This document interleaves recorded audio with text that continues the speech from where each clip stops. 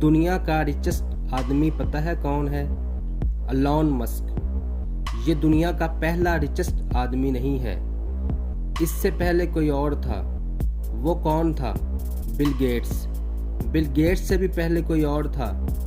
इस तरह अगर आज एलन मस्क है, कल कोई और आ जाएगा जो एलन मस्क से भी ज़्यादा अमीर होगा, जो एलन मस्क को भी कम्पीट करेगा। क्योंकि अल्लाह पाक ने इंसान को जो दिमाग दिया है ना, इसको जितना किसी ने इस्तेमाल किया उतना ही उसने कमाया। वो जो कोई भी अपने ब्रेन को एलन मस्क से भी ज़्यादा इस्तेमाल करेगा, वो उसे पीछे छोड़ देगा। एलन मस्क के पास एक लड़की आई जो उसके ऑफिस में काम करती थी, उसकी एम्प्लॉय थी, वो बहुत अच्छी वर्कर थी।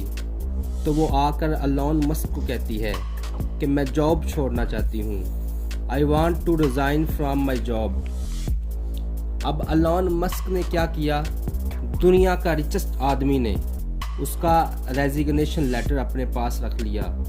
एलन मस्क ने उसको मोटी सी रकम दी और कहा कि आपको 1 महीने की छुट्टियां दी जाती हैं, ये पैसे ले लीजिए, घूमिए फिरिए, पूरी दुनिया का चक्कर लगाइए, मौज मस्ती कीजिए और फिर 1 महीने के बाद मेरे पास आइएगा। फिर मैं आपको बताऊंगा कि आपके रेजिग्नेशन लेटर के बारे में क्या फ़ैसला किया है। आपका रेजिग्नेशन लेटर एक्सेप्ट होगा भी या नहीं, या फिर हम आपको बेहतर ऑफ़र देंगे। ये मैं आपको 1 महीने के बाद बताऊंगा। 1 महीना आप खूब एंजॉय करें, ज़िंदगी का मज़ा लीजिए। अब आप एलन मस्क का तरीका देखिए, क्या अनोखा तरीका है, क्या क्रिएटिविटी है। दुनिया का अमीर तरीन इंसान है वो। आमतौर पर रेजिग्नेशन के 2 ही आउटपुट होते हैं, या एक्सेप्टेड कीजिए या रिजेक्टेड कीजिए। लेकिन एलन मस्क ने क्या किया? ये पैसे पकड़ो, दुनिया की सैर करो, 1 महीने के बाद वापस मेरे पास आना। लेकिन लड़की को भी इस जवाब की तवक्को नहीं थी, लेकिन उसको भी 1 महीने की छुट्टियां और मोटी रकम मिल रही थी। वो इस ऑफ़र को क्यों रिजेक्ट करती? पैसे पकड़े और चली गई। ठीक 1 महीने के बाद वो दुनिया की सैर करके वापस आई।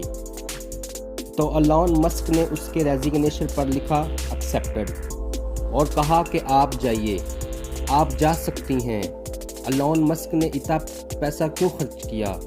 अगर यही करना था, अगर रेजिग्नेशन ही एक्सेप्ट करना था, तो उसको 1 महीने की छुट्टियां और इतना पैसा देने की क्या ज़रूरत थी? यहाँ पर सवाल तो बनता है, एलन मस्क ने ऐसा क्यों किया? एलन मस्क ने कहा कि मैं इस एम्प्लॉय की प्रोफाइल जानता हूँ, मैंने इसे ऑब्ज़र्व किया हुआ था, ये बहुत टैलेंटेड बंदी थी, वो मेरे पास आ गई थी रिज़ाइन करने। मैंने इसको 1 महीने के लिए इसलिए होल्ड किया कि उसके बगैर मेरा ऑफिस चल पाता है या नहीं, मेरे काम का कितना हर्ज होता है, कितना नुकसान होता है, नुकसान होता भी है या नहीं, क्या उसके बगैर भी मेरा काम सही चलता है या नहीं। मैंने सिर्फ यही देखने के लिए उसे होल्ड किया। 1 महीने में मैंने उसके बगैर काम किया तो मैंने ऑब्ज़र्व किया कि मुझे कोई ख़ास फ़र्क नहीं पड़ा, मेरा कोई नुकसान नहीं हुआ। मेरे पास बहुत से लोग हैं, जिसकी एम्प्लॉय ने उसको रिप्लेस किया था, वो भी अच्छा काम कर रहा था। 1 महीने के बाद मैंने नतीजा निकाला कि मुझे उसकी ज़रूरत नहीं है, ये नहीं भी रहेगी तो काम चलेगा, मेरा काम चलता रहेगा, मुझे कोई फ़र्क नहीं पड़ेगा। इसलिए मैंने उसे कहा कि आप जा सकती हो। मुझे लगता है कि अगर किसी के जाने से मेरा नुकसान हो रहा है तो कंपनी को मेरे काम को फ़र्क पड़ रहा है, तो मैं उसकी सैलरी डबल करके भी उसको रखता, हर कीमत पर रोकता, उसे अच्छी से अच्छी ऑफ़र देता, उसे कभी ना जाने देता। तो दोस्तों, ऐसा होना चाहिए आपको।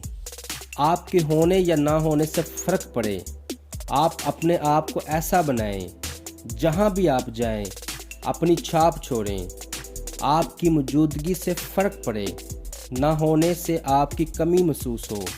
ऐसा नहीं होना चाहिए जो काम आप कर रहे हो वो कोई और करे, बल्कि आपका काम ऐसा होना चाहिए जो काम आप कर सकते हो, इस तरह का इस मेयार का, इस क्वालिटी का काम कोई और ना कर सके।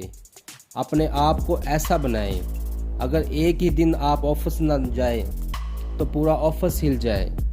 और ज़िंदगी में हर रोज़ कुछ नया सीखो, कुछ नया लर्न करो, नया सोचो।